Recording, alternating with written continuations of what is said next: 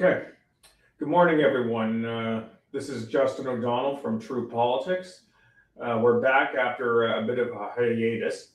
We had to do some restructuring from behind the scenes to improve, to make much needed improvements.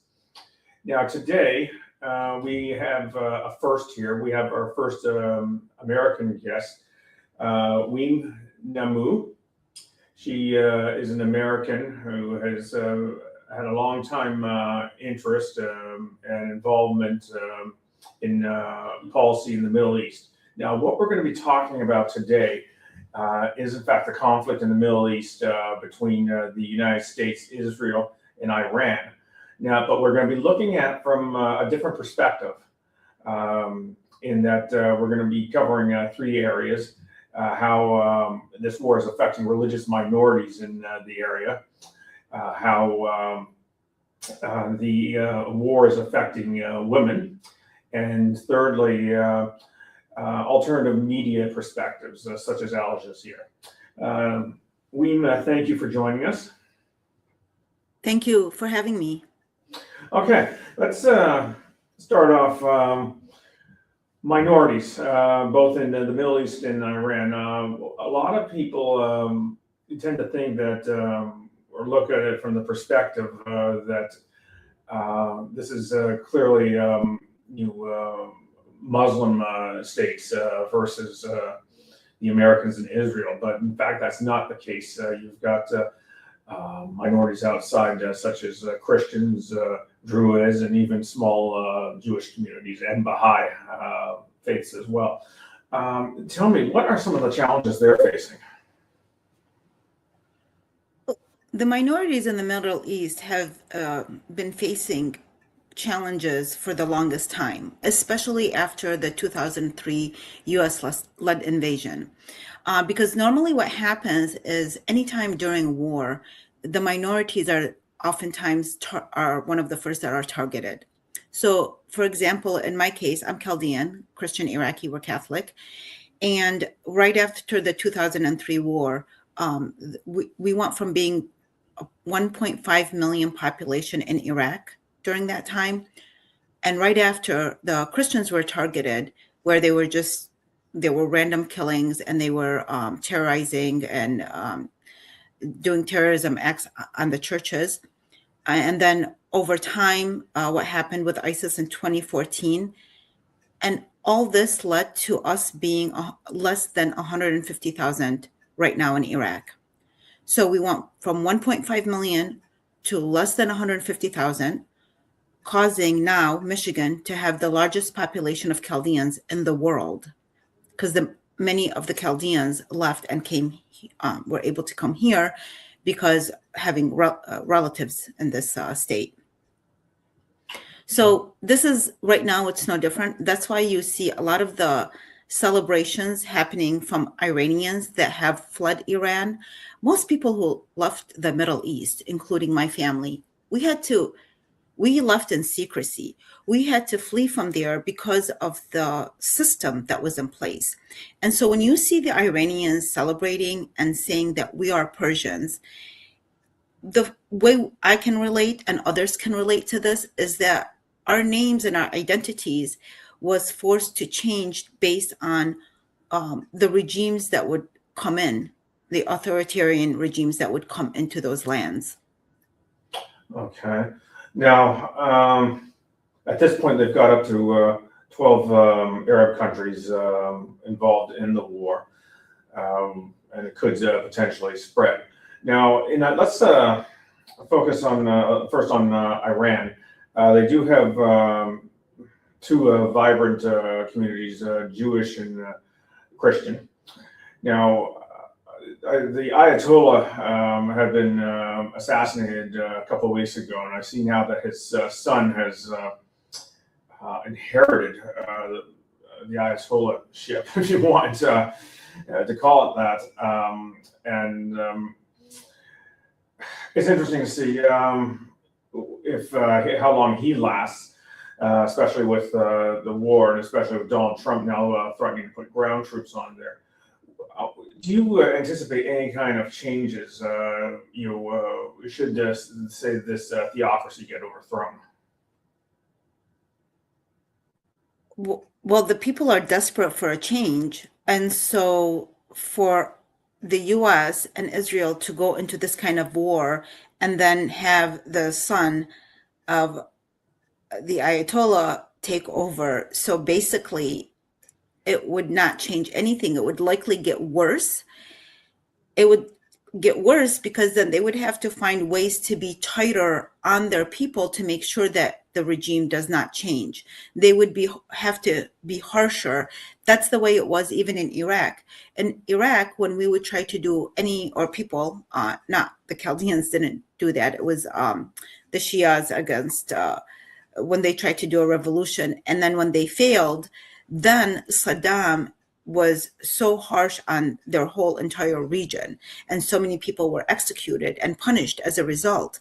And so that's a major concern that if this does not succeed, then the people will have to suffer double or triple as much as they suffered before the war. All right. How do you see the minorities faring in the 12 other nations that have now become involved? And by the way, this is not about just the minorities. So the people of that region, the majority, they're not minorities. So they're against this for the most part, except for the ones that side with the Islamic State and what it represents. But the ones that do that are with the regime are the very people that were oppressing their people, particularly, as we all know, women. And what has happened in the last couple of years with women being killed over something as small as, a hair strand showing when it's not supposed to.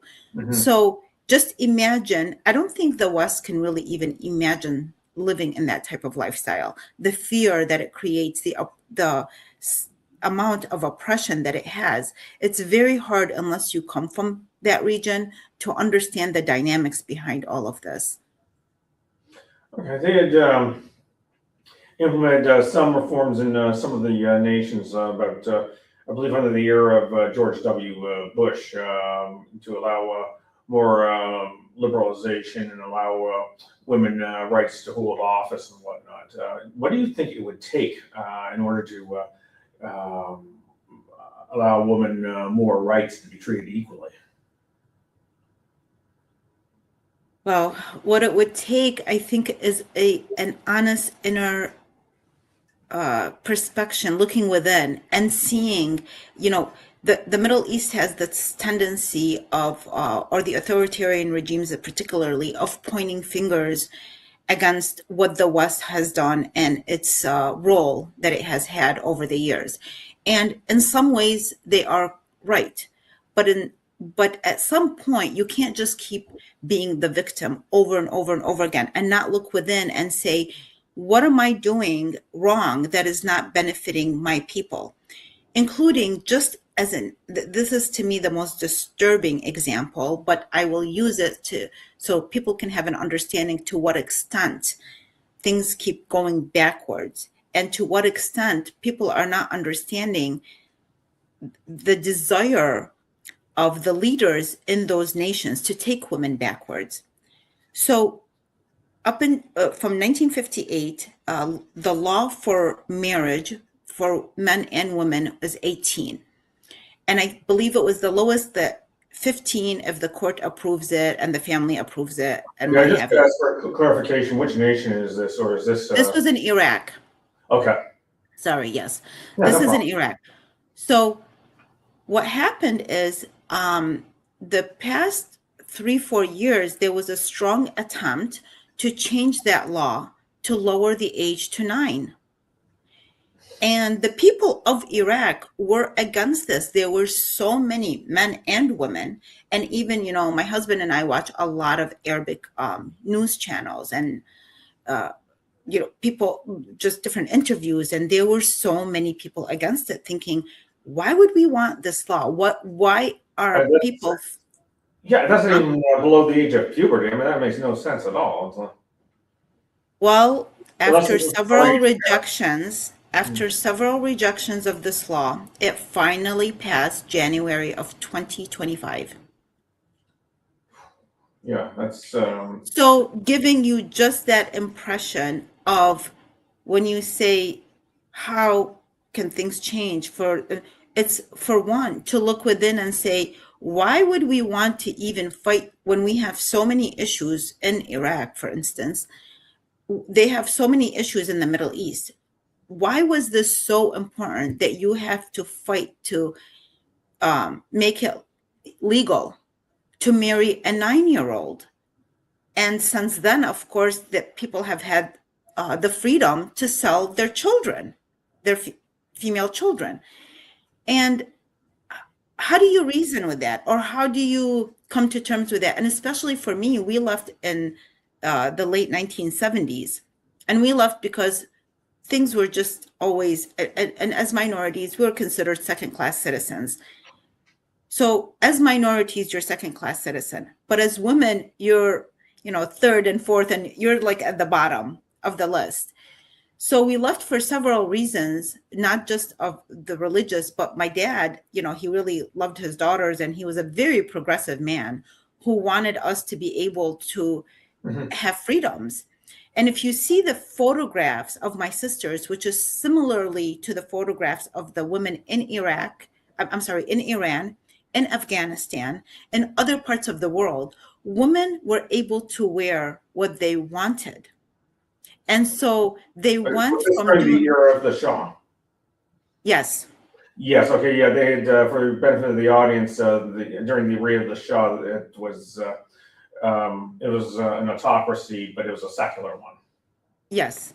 And then the same thing with Saddam. But this attempt to regularly take the world, that region backwards in lifestyle, and it always targets the minorities because the class, because in their system, Islam comes number one, and then anything under that is really not treated the same. You are as second-class citizens, and then the rights for minorities is not the same, and then the rights for women barely exists.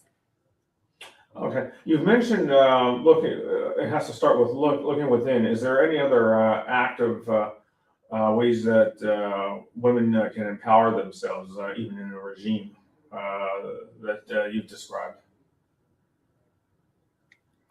Well, they could try to, but they would face death or violence. And this has even happened in the West. I have been in situations where this has happened, where women here um, who are Muslim, Iraqis, or actually it was from other places too, women tell each other things, and we see things, and we can't, I mean, I can share this because I'm not Muslim, but I can't share the names. And the families, what they do is they have to cover for each other, because for them, the woman is the one that brings shame on everybody. And it's her fault if things are good or if things are bad, it's her fault, especially. She's bringing on shame to the family. And so the last thing she wants to do is bring on shame or to hurt her family or her siblings. But it's not comfortable for women to make their own choices, and some of them risk their life or violence if they do so. So it's very complicated. So for I used to believe, and I can tell you another thing is that even for myself, I believed some of the things that I later discovered through actions that are not true. Saying that women have a choice oftentimes is not true. There's many that do not have the choice. So let's not look at the ones that have the choice and has made it, and she's fine. And, a lot of women don't wear the hijab. That's fine. But what happens is nobody wants to look at the ones that can't make that choice, because if they made it, they risk their life. And there's been a lot of honor killings that were made. And then the story goes, oh, we found this person that she committed suicide. And it wasn't suicide. It was often because she was stepping out of line. It doesn't have to be just the hijab. She could be just caught talking to a boy on the phone or what have you. So You find out these lies over time. So, what I mean by looking within is realizing that some of the statements or the untruths that are told are not true. The reason we know that is because nobody highlights. If I was to sit with a hijabi and say there are many stories of women who do not have a choice, what do we do about them? Let's not look. We understand, even in the West, if you have, we can say many white women are not abused. True. But what about the ones that are abused? So are we not going to cater or look into this problem and see how we can solve it? We're going to just keep looking at the white women that are not abused and say, well, they're not abused, so everything is okay. Well, what about then same thing with the children? We can look at the children that are having a healthy lifestyle, but what about the ones that are not? So in the West, what we do is normally when something of this nature comes up, we face it. We say, this happened, this child was abused, this woman was abused. And the Eastern culture, you are just taught to keep things quiet for the sake of the family, for the sake of your own life, actually. Yeah, I would imagine it's a situation of, I guess, the male oppression, and their attitude is, okay, if we don't talk about and we keep quiet about, there is no problem. What started me onto this, I started looking within because part of what we inherit naturally from being born in an Arabic land, we naturally are gonna pick up on some of the same dynamics. So, I mean, I'm fluent in Arabic, reading, writing, and everything because I went to Arabic schools. I was born in Baghdad, and all my friends were Muslim. So when we are told by our Muslim peers that, oh, women have a choice and what have you. But my first time that I was faced with the opposite was I have a film that came out during Women History Month called Pomegranate. And it's about a liberal hijabi young woman living across the street from a Chaldean family. And she's trying to decide whether or not to remove the hijab. The movie is actually lovely, and there's so much humor and love and breaking stereotypes. And the Muslim family is Muslim in real life, and the Christian family is Christian in real life. So these are the most authentic, and we were also happy that this is the first Iraqi American feature film, and it's led by women talent. Excellent. First book talk that was canceled for me in 17 years since I started my writing career was by the Muslim community. And it wasn't even their event. But they did not even there was a book discussion about this story that the Interfaith Council felt it was so important. What's the Interfaith Council about? It's about sharing different religions, different ideas. And the story is lovely. It's gone on to win over 50 international awards, none from the Arab world. And it was canceled. And they said, oh, the Muslim community because of the hijab. And I said, oh, well, I was under the impression, we all the, actors, we're under the impression that it's a choice. And we're just kind of showing, it can be a choice. Life goes on, nothing happens. And then from there, I found other pushback and other resistance. And then what happened in Afghanistan with the Taliban coming back, and then the women being forced to leave school, to cover their faces. And then what happened in Iran with the young lady who was murdered because of her strands. So I started looking within and saying, what is the truth? And what I found, and plus, aside from the personal stories, by the way, because I still figured, okay, well, those personal stories of women I directly knew, one of which was, as a result, basically handicapped because of what was done to her. And, I realize there's so many lies. And unless we address those lies, you cannot grow, and you can't heal and grow if you keep giving this false perception that everybody else is the one that's at fault, and we're doing everything perfect. You're creating this misconception. But no, these stories exist. And it might not exist for the Western mentality who is studying this region through books. I'm sorry, but you cannot understand a region through books. It has to be through a lived experience. For us, when we first came to this country, my brother had us live in an area called Shelby Township, had not a single Middle Easterner. And relatives had to drive far away from Detroit to visit us and said, why are you living so far away? And at the beginning, we didn't understand, my brother's choice. And years later, I interviewed him for a project. And I said, why did you pick this area that was so far away from everybody else? He said, we came here for the American dream. I knew that if we're going to keep you in the same community, you're going to stay in this clique and not experience the Western life that we came here. We fought so hard to come here for. And I thought, oh my gosh, that he did something so wise. It took years because I never asked the question. So when I realized how wise that was, and I realized yes, that's what's happening.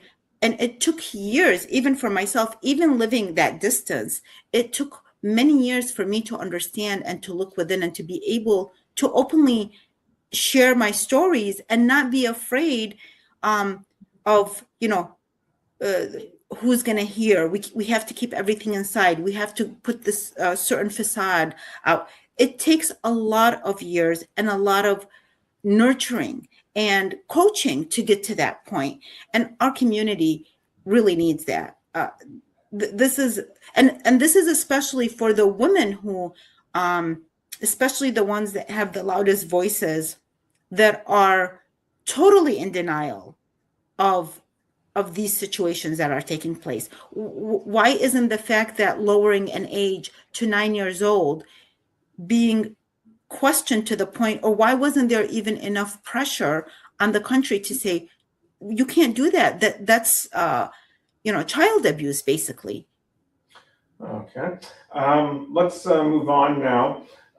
We've talked about the media. Now, I guess at this point, during the war, we're getting sources or perspectives from American stations like CNN and Fox. In Canada, it would be CBC, and I guess in Britain, BBC. Now, you've mentioned that there are other perspectives. Let's talk about, say, Al Jazeera, for example. Explain a little bit about Al Jazeera and what kind of perspective they're offering.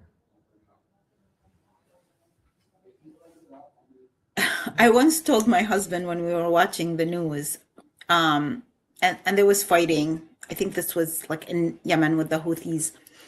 I said to him, if you were to put the channel on mute, I would know that this is the Middle East, but I would not know what year it was. That region has been in war, whether within their own, amongst each other, or within the West, or somehow or another. Always the images do not change, but the enemy is usually the same. It's the Israelis, it's the West, there is no self-reflection. And that's mostly what look, war is not good. And the war that was done on Iraq was an unjust war. It really was, because Saddam did not go around saying death to America. He actually idolized America. He idolized the West. So he was not trying to destroy the West in any kind of way. But now what the Al Jazeera or others don't talk about is that Iran does care to destroy the West. It does not fit into their ideology. And so there is an effort. And so that effort, because of technology, they do it more subtly. It's not through bombs, but the fact that after what happened on October 7th, as an example, for the language to change in academia and call it something that's a genocide against a people, or a terrorist act, which resembled exactly what happened to my ancestral village, where my parents and grandparents were from, which is totally destroyed by ISIS. The same images that happened on October 7th were the ones from ISIS in 2014. And yet people were celebrating in a way that, they're at a wedding. So that was a complete shocker. That was very confusing because I thought, what's happening here? I mean, they just did something horrible, and you don't have to. But you can within yourself, if you're Palestinian or if you feel like Israel has not been fair to Palestine, whatever your political point of view, you could kind of think, okay, I see where this is coming from, but to confidently celebrate it and for that to be to some extent acceptable, then that was a deeper research on my end to see where's this coming from. So what it's coming from is these new teachings that are passed down to people who have never even set foot into the Middle East, who now are changing narratives to say, this is resistance. No, this is terrorism. To go into people's homes and take children and do it. And if I give you a footage of what ISIS did to the Yazidis and to our people, and you put that next to the image of October 7th, it's the same. And yet, when I posted something about this horrible act, oh my gosh, people were so angry. I was taken aback because I had a lot of Middle Eastern followers. Oh, we're unfollowing you. I thought, well, you can't even be disgusted or disturbed by what you're seeing. Maybe later you can then, if it comes out like, oh, well, these were fake or whatever. Okay, but the instant that those images came out, you're somehow supporting that or giving it a different definition.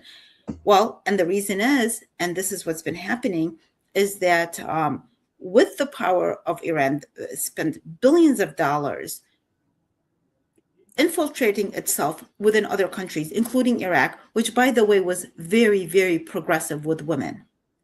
And that has changed, especially after 2003, and especially because of the influence of Iran in that region. Interesting.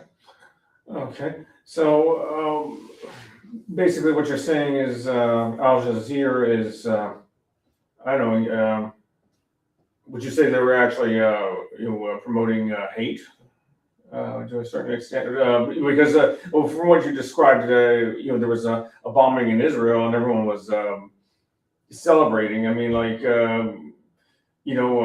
yeah, I don't think they would consider it promoting hate. I think they always just see the victimhood of the Middle East, of the Middle Eastern people. There was a program which I could probably find it on YouTube, but again, because of so much of the Arabic channels that we watch, there was this program. And the program, what it does is, and I've been to Israel, by the way. I have friends in Ramallah, so I was there for a couple of weeks and experienced, like I went to Tel Aviv and I went to different places, Haifa. So there was a program where they brought an Arabic person and sat him down with an Arabic-speaking person because, the Israelis, most of them, a lot of them, they do speak Arabic fluently. And there are a lot of Arabic people with Israeli passports, by the way, that live there with the same rights. Oh, yeah, they have a vibrant community. I think Arabic is actually one of the two official languages. Okay. Oh, so yeah. So the Israelis are very fluent. So if you're going to speak Arabic with them, you're not going to be able to tell the difference. So this show was to show how they introduced to each other, the individual sitting across from each other, that they're going to speak. They start speaking. They're very friendly to each other. The moment the mediator, somebody says, just to let you know, or the person that's speaking, I'm Jewish, I'm Israeli, the person across from them gets up and leaves.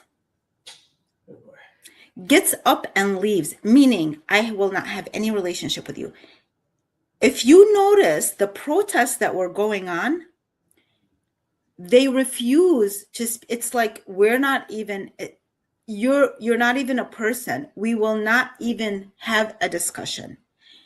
So, and this was a show, just showing how people react, and it was done as if. To me, I told my husband, well, they're showing this like as if, is it something to be proud of? I mean, that's kind of disturbing. I would sit and talk to anybody. Why wouldn't I? I'm giving you the chance to see who you are.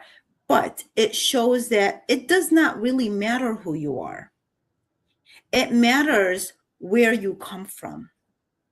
It matters where your background is. So over there, your background, your religion counts. It's almost like carrying this idea like, hey, I'm a second class citizen, or I'm Jewish, so I'm automatically uh, not a good.